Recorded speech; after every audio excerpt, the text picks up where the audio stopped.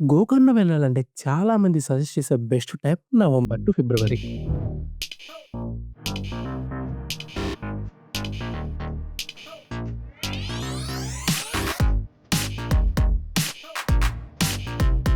కానీ మేము వెళ్ళింది మాత్రం రైనీ సీజన్‌లో.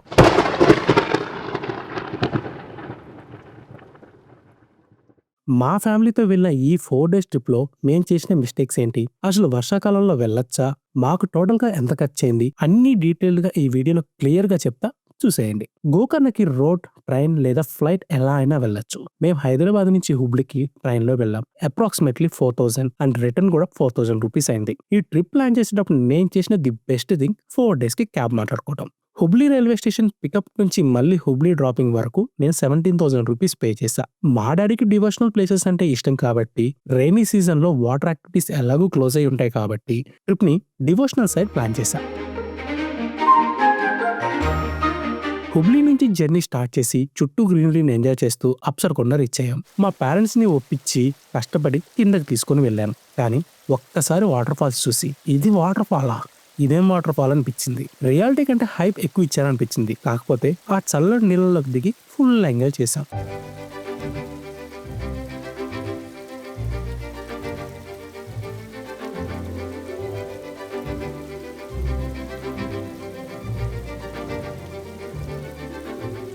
పక్కనే ఉన్న పార్క్‌ని ఎక్స్‌ప్లోర్ చేసి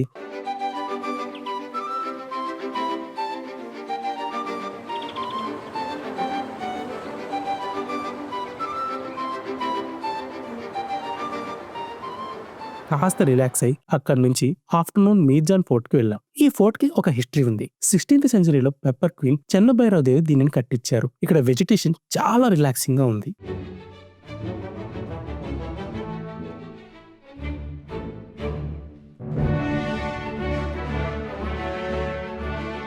next Gokarna's famous Om beach. Drone లేదు కానీ పైనుంచి చూస్తే పర్ఫెక్ట్ ఓమ్ షేప్‌లో కనిపిస్తుంది.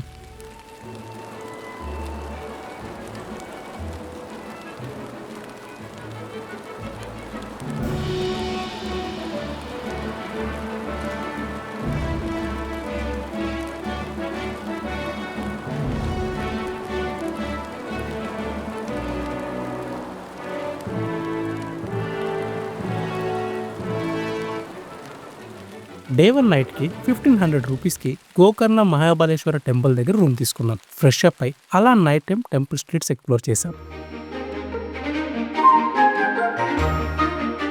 గోకర్ణ టెంపుల్‌ని దక్షిణ కాశీ అని కూడా అంటారు. ఇక్కడ మెయిన్ అట్రాక్షన్ రావణాసురుడు ప్రతిష్ఠించిన ఆత్మలింగం.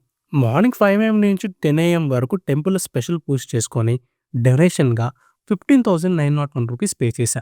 దర్శనం అయ్యాక టెంపుల్‌లోనే అన్నప్రసాదం తినేసి హోనావర్ మ్యాంగ్రూవ్ ఫారెస్ట్‌కి వచ్చాం. ఎంట్రీ కోసం పర్ పర్సన్‌కి 50 రూపీస్ ఛార్జ్ చేస్తారు. షరావతి దేవర్ దగ్గర ఉండే ఈ వాక్‌వే చాలా యూనిక్‌గా ఉంటుంది. ఆ చెట్ల మధ్యలో వుడెన్ పాత్ మీద నడుస్తుంటే పడిపోతామేమో అన్న భయం ఒక సైడ్ అయితే ఫ్రెష్ ఎయిర్ ఇంకో సైడ్. అక్కడి నుంచి మురుడేశ్వర్ రీచ్ అయ్యాం. ఇక్కడ స్టేకి జస్ట్ 800 రూపీస్ మాత్రమే పే చేశాం.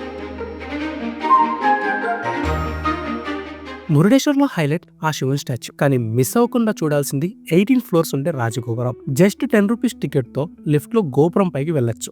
గాలికి ఆ గోపురం ఊగుతున్నట్టు అనిపిస్తుంది. పైనుంచి వ్యూ మాత్రం అన్మ్యాచబుల్.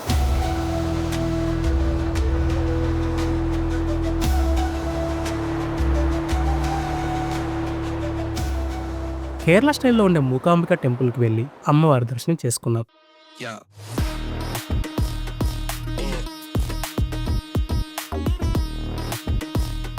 అక్కడి నుంచి ఉడిపి శ్రీకృష్ణ మఠంకి చేరాం. ఇక్కడ కృష్ణుని డైరెక్ట్ గా కాకుండా కనకనకిండి అనే చిన్న విండోల నుంచి దర్శనం ఇస్తారు.